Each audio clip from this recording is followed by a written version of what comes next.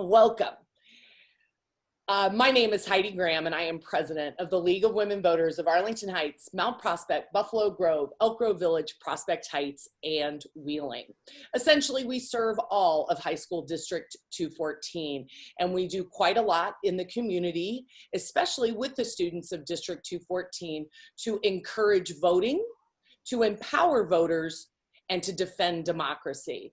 So our main mission for 100 years has been to empower voters and to defend democracy.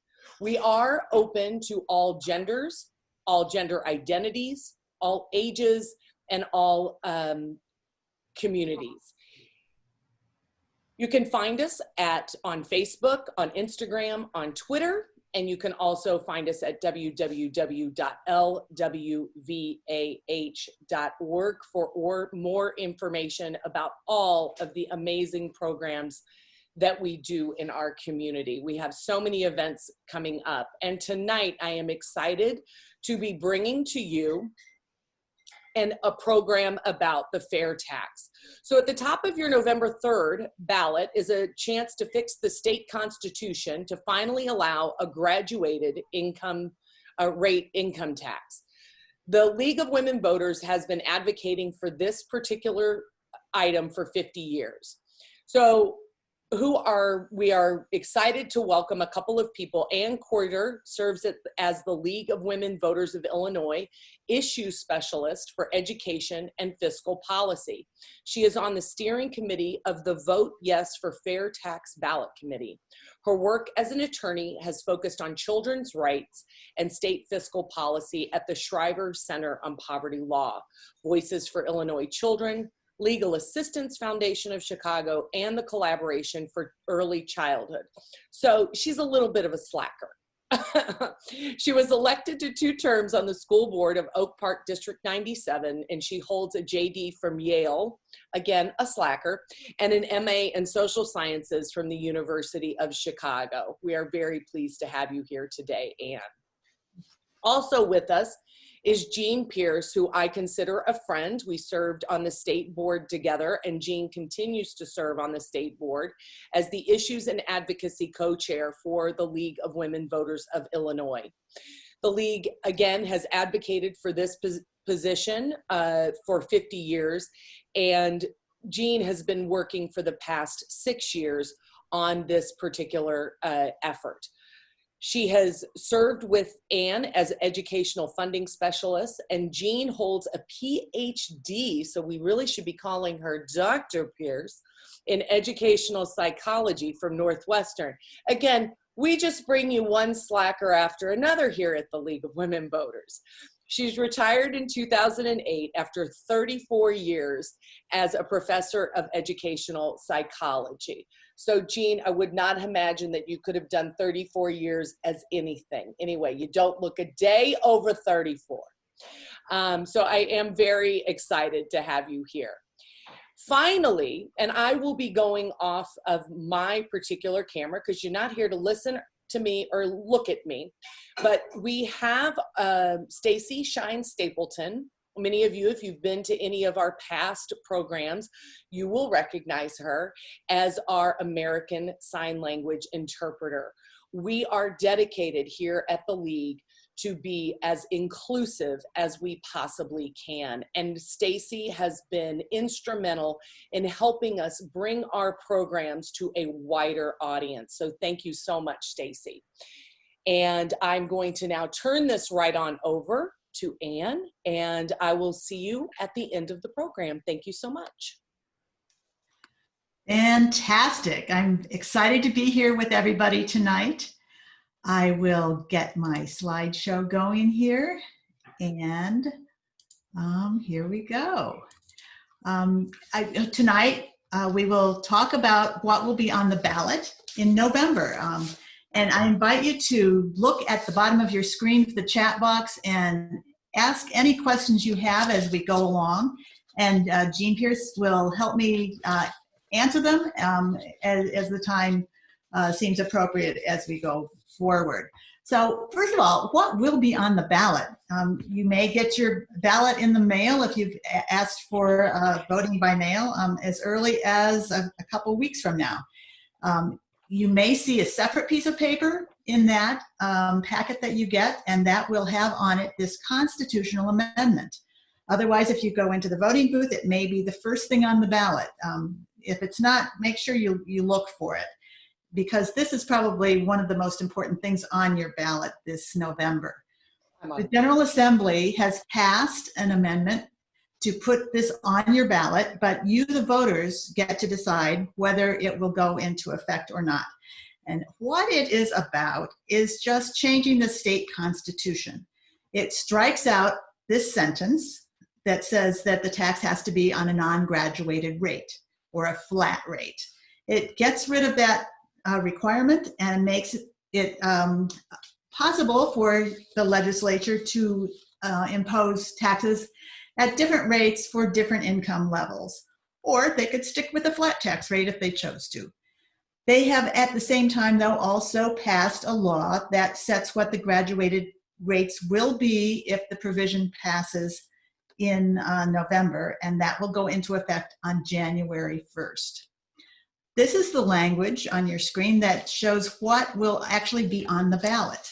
It won't say fair tax. It just says that it will remove the portion of the Constitution that is sometimes referred to as the flat tax and makes it possible for income to be taxed at different rates. And you just check yes or no, and we hope that you will check yes.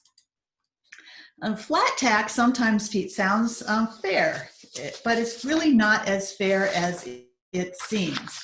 The reason is because in addition to paying an income tax, families pay other taxes to state and local government as well. They pay property taxes, sales taxes, fees on things like cigarettes and liquor, and those taxes are quite regressive. They hit lower income folks a little bit harder than higher income people.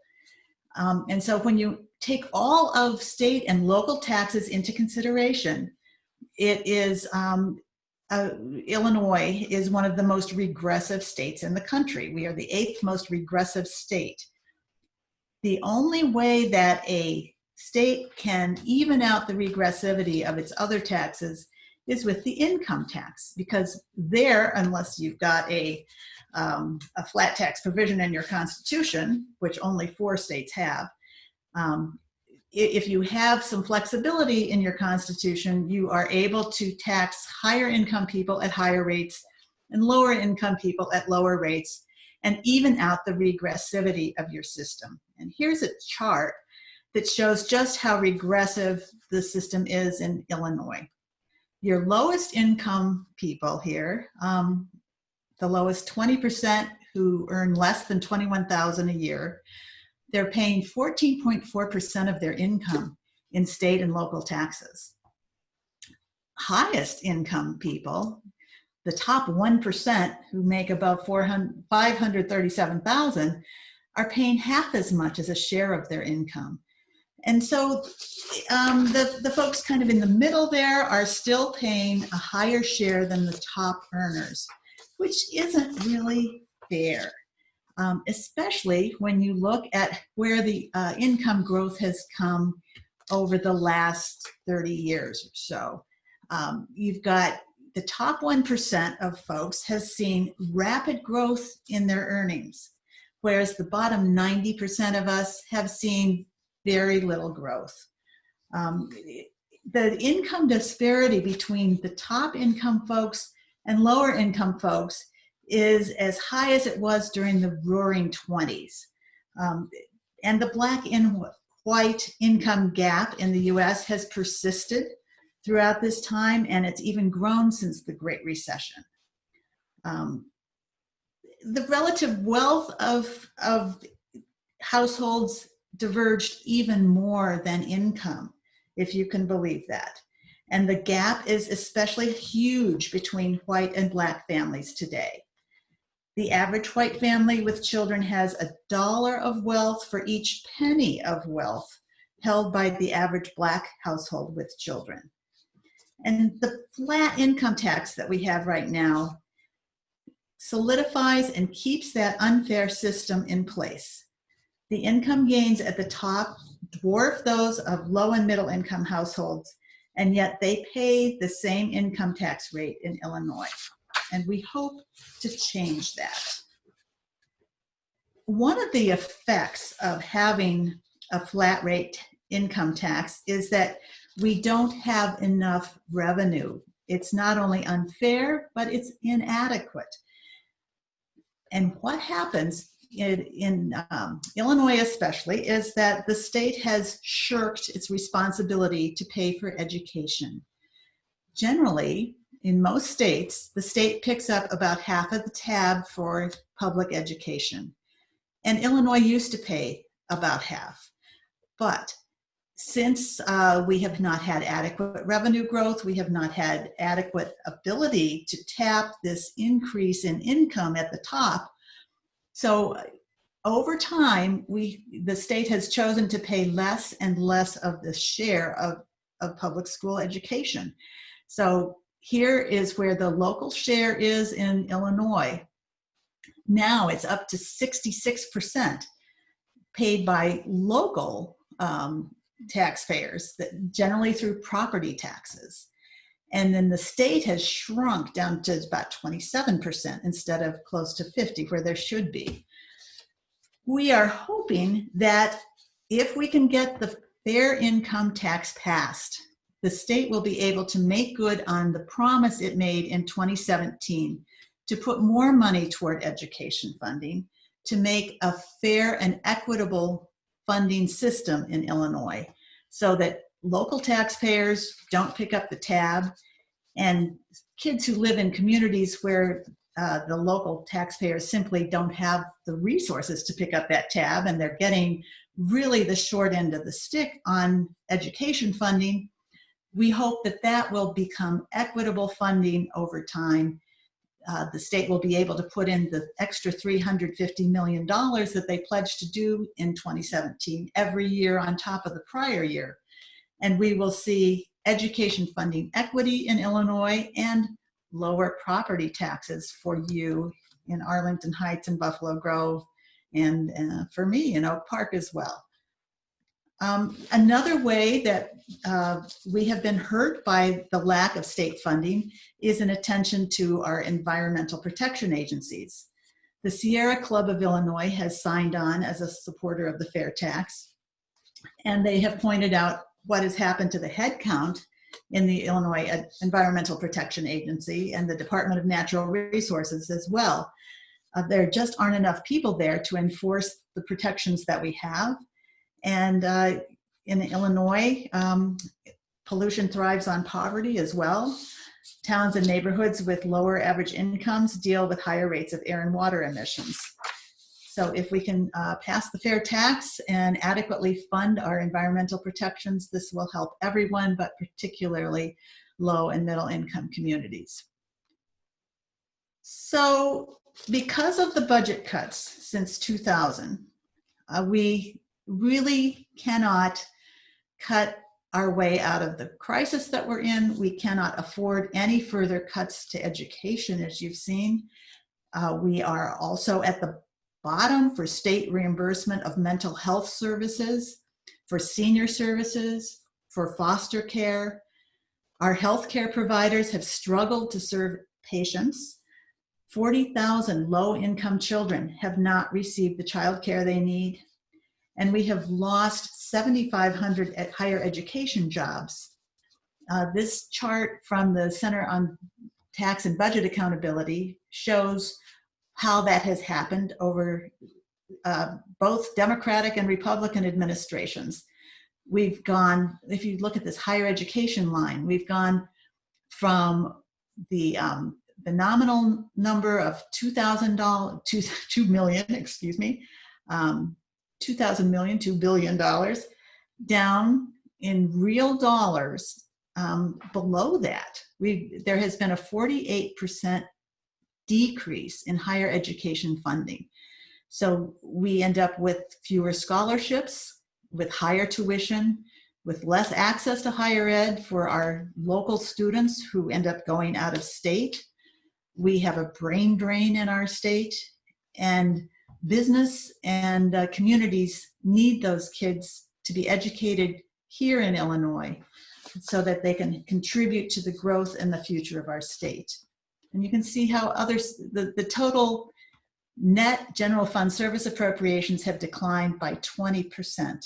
So cutting our way out of this problem is not the solution. We need more revenues. What we're asking for is not out of something crazy or unusual, because most states actually have a graduated rate tax system. In the majority of states, including the majority of our neighboring states, use a fair tax system. And as I mentioned, we're one of only 4 states that have a flat tax locked into our Constitution. A fair tax works for everybody. The legislature has passed a bill. At the same time they put this measure on the ballot, they let people know what kind of rates they are thinking about implementing if it passes. And with the rate schedule that they have put out there for your inspection and your, that you don't have to approve it, but you do have to know what they're up to. The rates that they have put forward mean that lower income earners pay a lower tax rate, higher income earners pay a higher tax rate, which is fair. And the way it's structured, 97% of Illinoisans will see no income tax increase. And a majority of middle and lower income families receive a tax cut. Only people making over $250,000 a year will pay more. And this includes small businesses who are being taxed on their profits through the individual tax returns of their owners. Again, 97% of those folks as well will not see a tax increase. And so this is how we arrive at an equitable solution for Illinois. Instead of paying, having the same rate across the board, we have a rate structure that works for everyone. This is the way that it will work. Currently, we're paying 4.95% across the board on everybody's entire income. With a marginal rate structure, you will pay 4.75%, a lower, slightly lower rate on the first $10,000 of income. Above that, for any additional income above $10,000, that additional amount will be taxed at 4.9%, up to $100,000. And then any income above $100,000 is finally taxed at the current rate of 4.95%. So you can see that people who earn up to $250,000 will end up paying less than they do today. Not a lot less, but some less. Above $250,000, the extra amount above $250,000 will be taxed at 7.75%. And then it breaks between single taxpayers and people filing jointly, so that people filing jointly up to $500,000 will be taxed at 7.75%. Then there's another bracket at 7.85%, and then the top bracket is at 7.99%. For people, single filers at $750,000, and that will apply to the entire amount of their income at that rate. And then for joint filers, the cutoff is $1 million. If you make above $1 million, you will pay 7.99% on your entire income. But that is only 0.3% of the population. So it's really a very small number of people who are doing very well. And these rates, these top rates, are lower still than in many other states. There's a couple of additional measures in this bill, and that expands the property tax credit. that you get on your state taxes from 5% to 6%. And there's an additional new child tax credit of up to $100 per child. There is a calculator online that you can go and plug in your own income and answer a couple questions, and it will spit out how much you will save under the fair tax system, or if you make above $250,000, how much extra you will be paying. So you will know exactly what the story is. Our neighboring states are, as you can see, primarily graduated rate states. They have, there's a couple places where there are flat rates. Indiana, for example, where they have a flat rate tax at the state level, and they also have an additional tax at the county level for all counties but one in that state. We are likely to pay comparable rates to Minnesota, Wisconsin, Iowa. What has been proposed is not out of line with our neighbors. For example, in Wisconsin, 7.65% is the rate that applies at $259,000. And as you see, we have a rate of 7.99% that applies at $1 million. And in Iowa, you pay 8.53% beginning at only $74,000. So we are would still have lower rates than those neighbors. Other states have much higher top rates, including New York, New Jersey, District of Columbia. California has the top rate of 13.3%. So what has been proposed is in line and seems fairly reasonable. The fair tax will bring in $3 billion in additional funding to our communities. This will help to pay for education, for jobs programs, public safety, human services, and healthcare. The League of Women Voters, as Heidi mentioned, has been working on this for a really long time. I haven't been personally working on it for 50 years, but the League as an organization has. We are part of a nonpartisan ballot committee that is made up of a diverse coalition of organizations, including labor unions, community organizations, and community groups across Illinois. We recently had an event where 125 labor unions signed on to support the fair tax.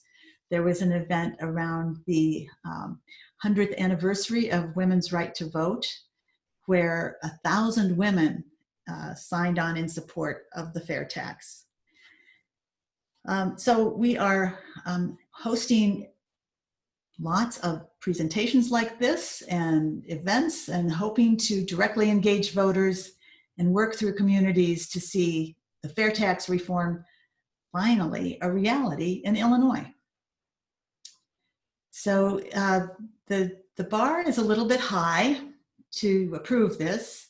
We need a yes vote of more than 50% of those voting in the election, or we need a yes vote of more than 60% of those voting on the question. So a lot of people tend to skip over referendum questions. We hope that you will not do that.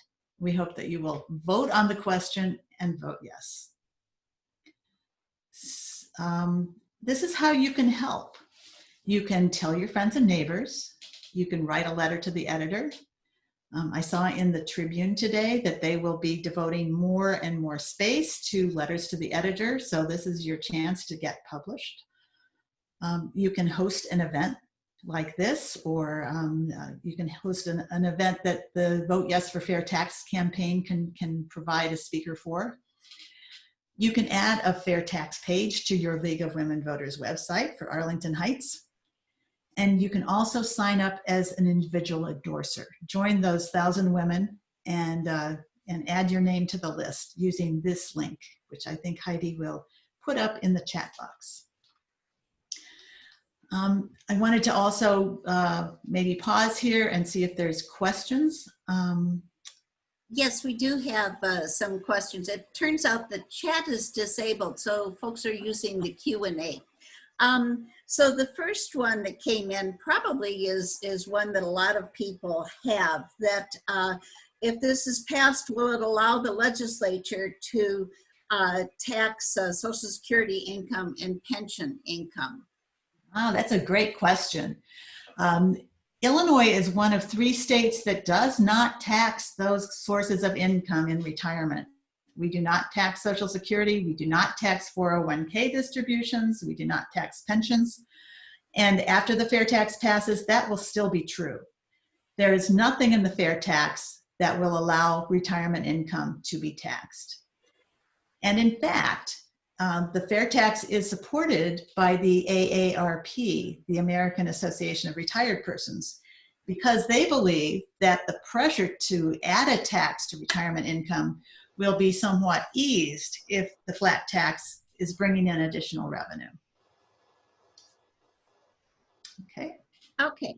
The next one is kind of a two-parter. What's to prevent higher taxes being imposed on middle income if the super rich leave? So let's deal first of all with, are the super rich likely to leave? You know, a lot of people think that makes sense. They think if I were a super rich person, I would leave. But in fact, research shows that wealthy people do not leave based on what income tax rates are in states. They may leave because of jobs. They may leave because of high property taxes, but income tax rates are not the reason, shown by research, that people will leave a state. So we do not think that this is a danger, that this change to the fair tax will cause an exodus of wealthy folks. In fact, some migration studies recently completed by the Center on Tax and Budget Accountability show that low and middle income people are more likely to leave if services are not being provided, if education is not well funded, if human services are not being provided. People will leave to find better funded states. So that piece of the question, I think the answer is wealthy people will not be leaving the state. So there are a number of questions dealing with, isn't this opening the door to raising taxes on everyone? What will prevent them from increasing rates on middle income?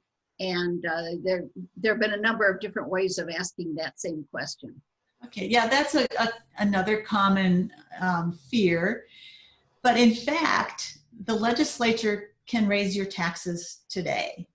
They could raise the taxes on middle income, on low income folks, and they have in the past. And if they need additional sources of revenue, they may do that again in the future, using a flat tax rate where everybody would be paying higher taxes. With a graduated rate tax, they have more flexibility to raise taxes on those who have the ability to pay. As I showed with the chart earlier on where where incomes have increased over time, that increase is in the very top bracket of taxpayers. And that is where the legislature is likely now and in the future to target increases, to go where money is available and the relative impact of that additional tax will be less. To raise taxes on middle income folks is always a really hard vote for legislators to take. They are extremely reluctant to take that hard vote to raise your taxes, and that won't change with a graduated rate income tax either. That would still be a very tough vote to take. To say that the graduated rate income tax will lead to higher taxes on the middle class is fear-mongering and speculation. There's no reason to think that it's any more likely than it would be today. So another question is, you're comparing income tax rates to our neighboring states. How does this compare when other taxes are included, especially property tax and sales tax? Illinois has high property taxes. There's no question about that. And I think that's universally acknowledged. And there is a commission that has been set up by the legislature to try to address that. It's a very complex problem, but I want to say universal, but I won't. But I'd say that the consensus among many people is that with more revenue from a graduated rate income tax, that will relieve property tax pressures. And so that is one piece of the solution to the high property taxes. Sales tax is another area where our sales tax rates are high, but we also tax fewer categories of things that can be taxed. Many states tax services that Illinois does not tax. So when you look at just the rate for our sales tax, it looks high, but if you take into account everything that you're buying, the picture shifts a little bit. And our income tax rate currently is, pretty low for the high income folks who would be paying a much higher rate in other states. And for low and middle income people, it's kind of middle of the road. So several people, especially on Facebook, have raised the issue of, well, can we really trust our politicians to spend the funds carefully and appropriately? Shouldn't we demand that some of the systemic issues like the pension crisis be addressed first? The League of Women Voters absolutely agrees that there are many issues and problems with our state government that need to be addressed, including reamortizing the pensions, looking at consolidation of governmental entities. The list is long, things that the League is working on. But we also believe that we can walk and chew gum at the same time. We can make our tax system fairer and also work on these other issues that do need to be addressed. Holding the fair tax hostage in order to get consolidation is really counterproductive. We need to move forward with fair and adequate tax revenue with or without these additional reforms. And that is the issue that's on the ballot in November. It's the thing that we can make happen today, and we can keep working on all of these other issues, and we will. So, yeah, one concern is that, well, it's only going to raise $3 billion with the rates that have been proposed. And so they're going to need to keep raising taxes every year. And once again, why not vote this down until we can elect trustworthy politicians? Well, if we don't pass it this year, then the hole will be even bigger next year and the year after that. We need the revenue to come in as soon as possible to start climbing out. If we have concerns about how trustworthy our politicians are, there's a solution for that at the ballot box. You can elect people that you do trust. That's how democracy works. That's our recourse for folks that we don't trust. But I would say that we have a pretty good sense of where the money will go. Governor Pritzker, when he proposed his budget in January, he put forth two budgets, one with the fair tax and one without the fair tax. So you can see where the additional money would be dedicated. A big chunk of that is for the education funding that was promised in the 2017 legislation. They don't have a lot of discretion in where the money goes from the general funds. It goes for education, human services, public safety, and healthcare. And those needs are very real. The money will go to pay for nurses and for teachers and for public safety workers, and those are needs that will still be there and growing with or without the fair tax. So we do hope that this additional revenue can come in to help us get out of the hole that we are in.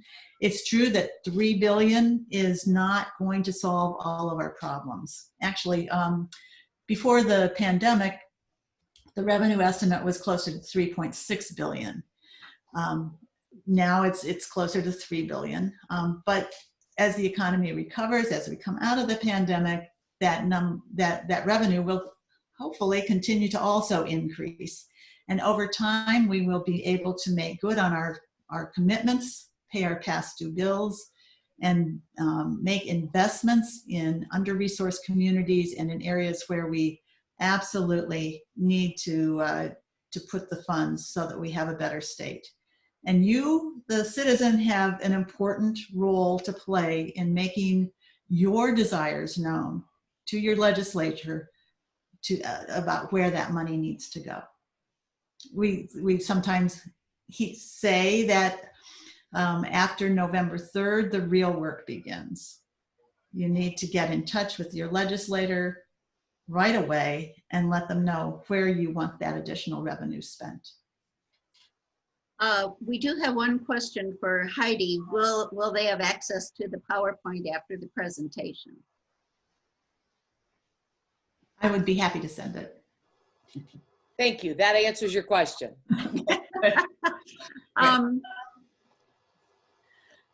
I was going to suggest that we let people ask their questions live, but actually this is a webinar. So I guess if you believe that your question has not yet been answered, then please do retype it in the Q&A or re-ask it on Facebook. Yeah. Well, while you're thinking about that, I just want to put in a little plug for getting additional judges for the election. High school juniors and seniors can make, I think, $200 for the day. Yes. And these are the requirements for that. It's a great introduction to democracy and the way our civic system works. We hope that you can recruit some folks who are young, and especially as many folks are staying away because of the COVID concerns. So, are there any additional questions? Not that I'm seeing. Okay. This is a rare opportunity to really change the structure of our government for the better.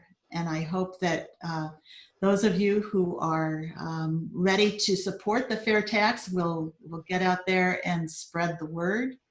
A lot of people still aren't aware that this is even on the ballot. So go to yesforfairtax.org, get additional materials, sign up as an endorser, and we will hopefully be able to celebrate together as soon as the votes are finally counted. Two more questions came in. One is, are corporate tax rates affected by the proposed amendment? Okay, yeah, that's a good question.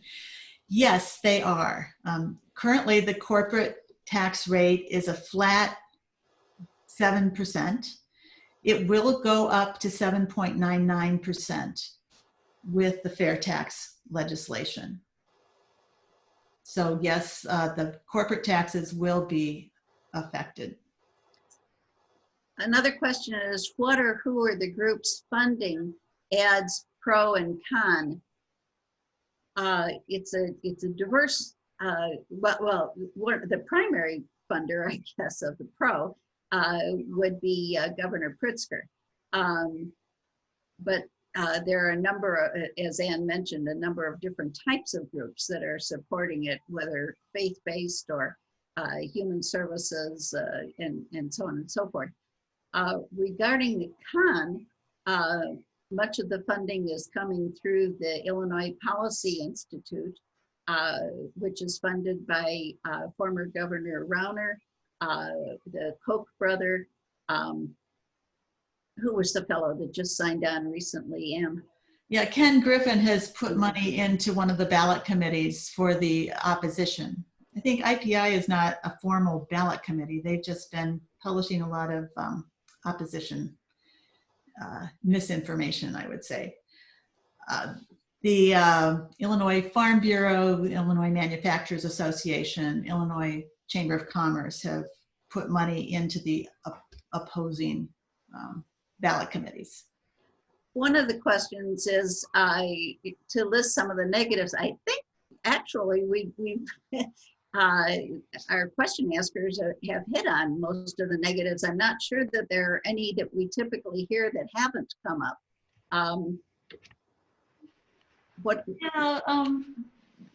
There's people leaving the state if they're wealthy. The idea that you can't trust people to spend the money well. Yeah, those are the primary opposition arguments. A lot of the arguments are really strike me as being assuming the worst in the future. There's absolutely no reason to think that taxes on the middle class will be raised going forward under the fair tax any more than they are today. There's fear mongering about taxing retirement income, when in fact we think that taxing retirement income is less likely with the fair tax. So I just say look at who the messengers are for these opposition arguments, and ask yourself whether they are based on fact or fear. One of the questions is reiterating one that you addressed about comparing income tax rates to neighboring states, but how does this compare when other state taxes are included, especially property tax and sales tax? So let me take a stab at that, and maybe answering it from a different perspective might help. That with the money raised through the fair tax, when the state gets more revenue, then the state can put more revenue towards education. And that means that this will free up the local municipalities from needing to have such exorbitantly high property taxes.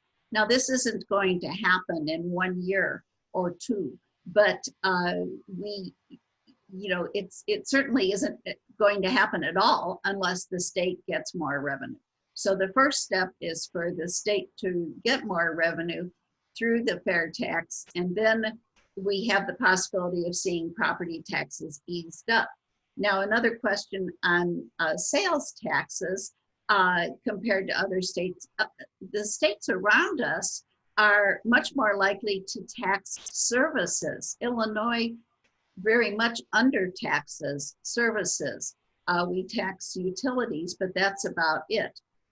Whereas the surrounding states do tax services, and some would argue that this is more of a service economy, and so they do have higher taxes in that way. The other thing to remember is that this income tax increase will only affect people who make more than $250,000 a year, and that's only 3% of the population. The increase is just on the increment above $250,000. So if you make $300,000, you'll pay extra on only $50,000 of that. So the actual tax increase burden is really not going to hit most folks at all. So when you're worried about the total tax package, this will not affect the taxes paid tomorrow by 97% of the population. Okay, one question is, will wealthy people spend money to find loopholes in the tax code? What ensures there are no loopholes? Well, it's just a straight income tax. So it's based on the federal income tax that people pay, and that will continue to be the case for both corporations and small businesses and wealthy individuals. So if there are tax loopholes to be found, they have already found them. This won't create any opportunity for new ones. So there are not so many loopholes that there is not still substantial revenue able to be found with this kind of income tax. One person was thinking that the lowest tax bracket would go down to 0. Yeah, I'm not sure if you can go back to that slide, but no, the first $10,000 that you make would be taxed at a lower rate, but it is still higher than 0. There we go. Yeah, Okay. yeah. We do have a refundable earned income tax credit in Illinois. Not all states have that. So that if you are working, but you are earning a relatively low amount of money, you are entitled to a federal income tax credit, and the state also gives you, I think it's 17% of that credit off your state income taxes. And if you owe less than the amount of the credit, you get a check back from the state. So you're actually paying a negative income tax. You're getting money back from the state. We also have an exemption per person. Not every state has that. Of I think it's $2,750 per person, $2,750. So that exemption is taken before this marginal rate is applied to your income. So if you have a family of 4, your income tax bracket is going to be in this lower rate. It won't be 0, but by the time you apply the earned income tax credit, it will be close to 0 or even getting some money back. And also, I'm not sure if you mentioned the tax credit for children that if you have for each child under 17, you get $100 back if you're making less than $100,000. Right, and that credit is not refundable, unlike the earned income tax credit, but it still adds up. So that will also reduce the tax burden for the lowest income tax payers. One of the questions, what guarantee do we have that the $3 billion will go back to local municipalities? Well, some of it will, because there is a provision in Illinois that local, unlike Indiana, you can't have a local or a county income tax. Instead, the state collects the money and then they shift some of the money back to local governments based on a formula that they have. So a portion of the income taxes that are paid in do get returned to local and county government.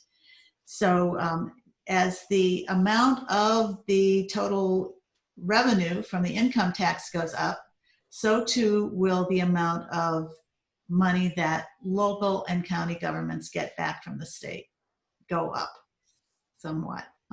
It's written into the statute. That's how you know it's going to happen. There was I'm not sure that we talked very much about small businesses. So there's a question about what's the concern for businesses leaving Illinois due to the increase in taxes and revenue, or that they might just pass the charges on to the consumer and increased prices. So yeah, perhaps if you can address that again. So basically, small business taxes are paid by the owner of the business through their individual income tax return. So your mom and pop store on the corner, sole proprietorships, subchapter S corporations, partnerships, law firm partnerships, those all pay taxes through the individual income tax returns of the owners of the business.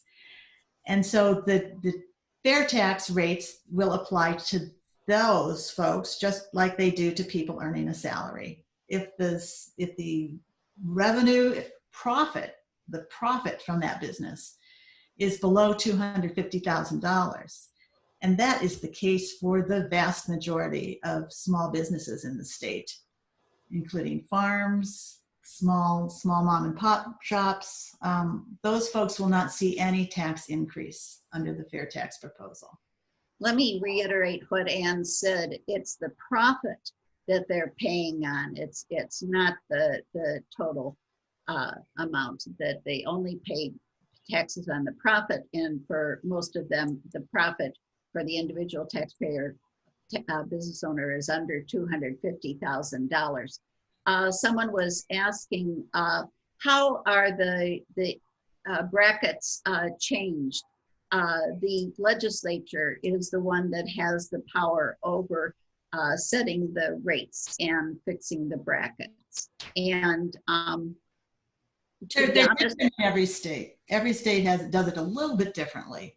And if Illinois needs to fine tune it going forward, then the legislators will hear from you and ask you what you think, and then they can make changes as needed. But it was a pretty hard fought battle to get to this compromise in the first place, and it's going to be really tough to change it going forward, I think, to come up with the votes that they need to actually get this through the legislature and then get it signed by the governor. That's a pretty tall order for any changes in income taxes.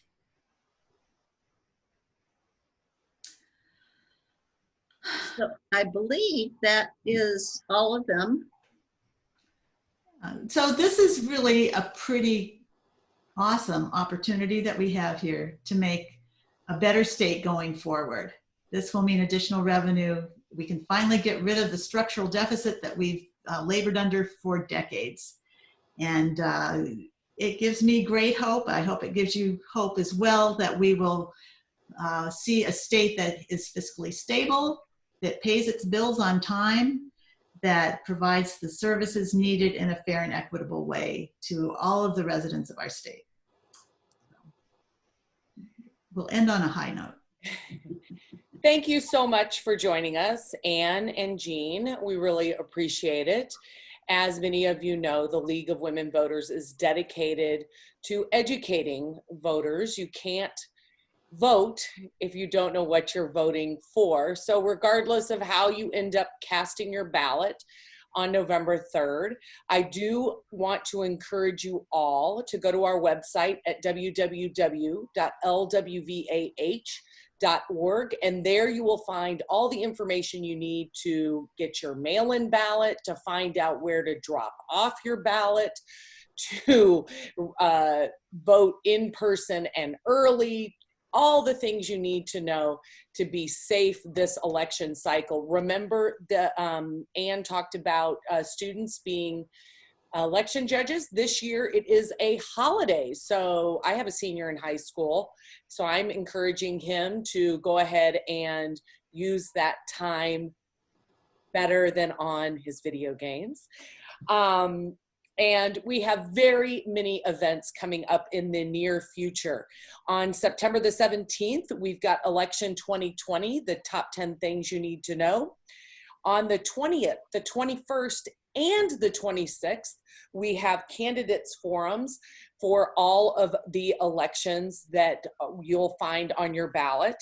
We have National Voter Registration Day on September 22nd, where we will be registering voters in person, but safely and distanced, at the Arlington Heights Memorial Library, as well as the Mount Prospect Public Library. The League of Women Voters of Illinois, our annual luncheon. I was the chair of that program for the last 2 years, so I know just how much work goes into it. Erin Roper is putting on an amazing virtual luncheon. That is September the 24th. And for all of this information, you can find more on our website or on Facebook, Instagram, and Twitter. We even have a youth account on Instagram, student.lwvah, and we have a mascot too actually, 2 rescued greyhounds vote almost every day for something at Pause for Vote on Instagram. So everything you need to know to be engaged and informed, and you can always join us at www.lwvah. So thank you so much for coming, and have a great and wonderful and safe evening.